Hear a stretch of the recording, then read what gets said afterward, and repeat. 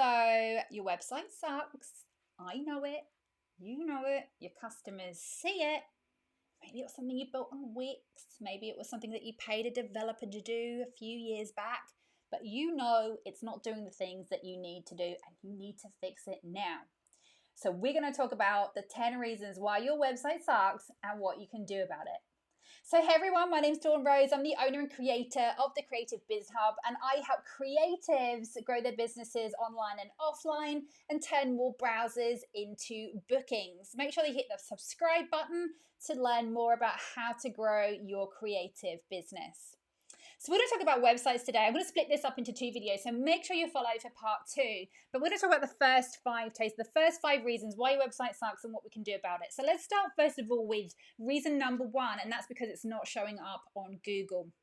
Now, there's a whole choice of reasons why that might be happening.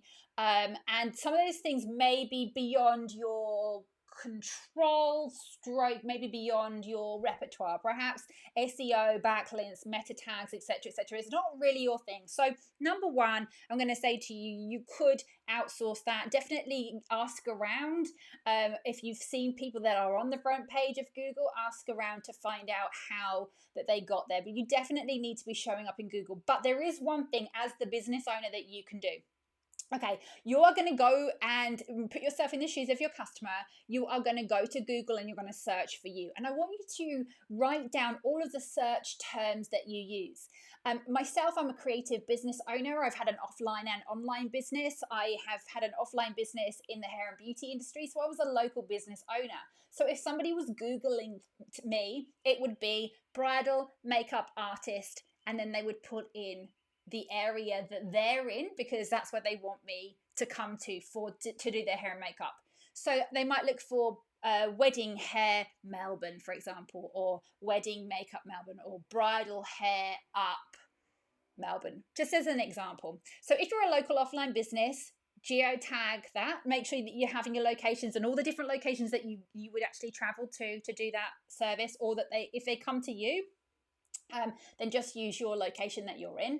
If you're an online business, you're going to use the word online. So, for example, my creative business owners, a lot of them have art classes online. So, art classes online.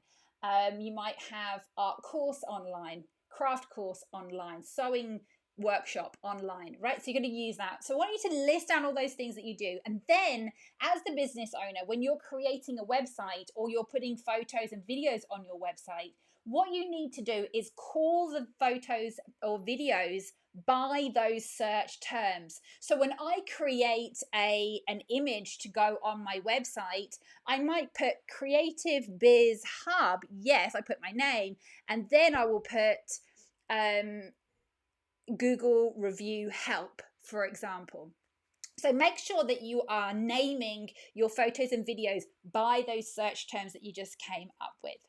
All right, guys, number 2, when it comes to building a better website. Okay, the other reason why it sucks is, the second reason why it sucks is that you are not showing your prices.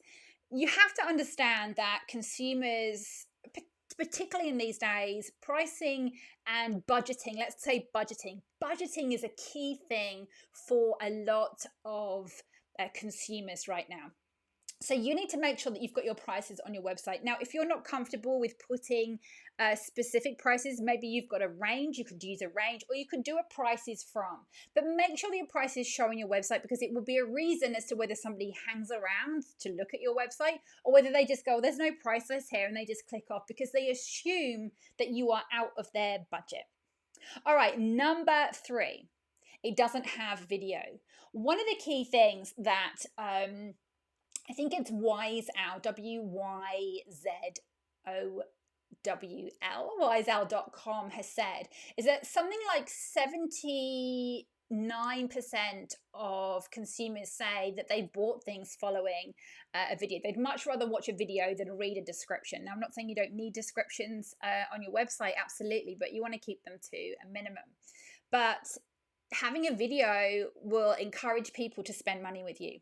The other thing Wyzowl said is that 49% sales have gone up, I think 49% over people that use video than so businesses that use video than businesses that don't. So it's definitely worth having video on your website. Okay, number 4, you have got too many tabs and too many drop down menu items, guys. Get rid, simplify, streamline that.